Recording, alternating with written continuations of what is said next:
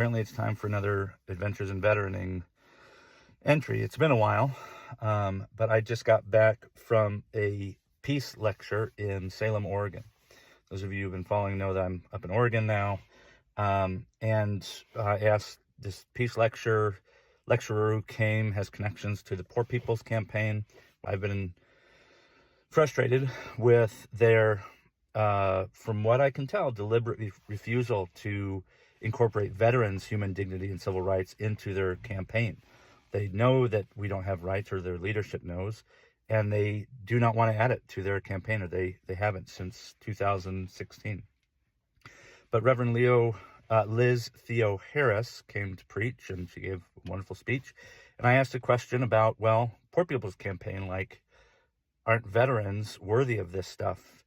And I was the third question and the only veteran who identified themselves, but I was also the only person to get interrupted no less than 3 times by moderators. And then when I was done with my question, the chaplain asked Reverend Theo Harris if she wanted to answer the question. But I caught it on my, I caught the audio of it, and I'll be posting more tomorrow. But Reverend Theo Harris is going to be doing another event at Willamette University. And Willamette, I imagine, has student veterans. I'd like to know whether or not the Poor People's Campaign gives a shit about their civil rights and their human dignity.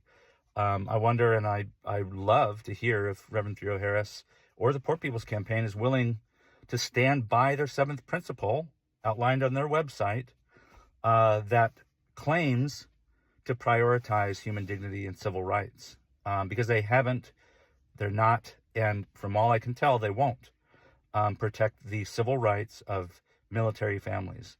And so until they do, that movement continues to marginalize, literally try and silence, and ultimately exploit and dehumanize soldiers and veterans. So I'll put up some of the stuff tomorrow sometime, hopefully. But if you're scrolling through TikTok, look up the Poor People's Campaign and ask them, why are you so animated against soldiers and veterans?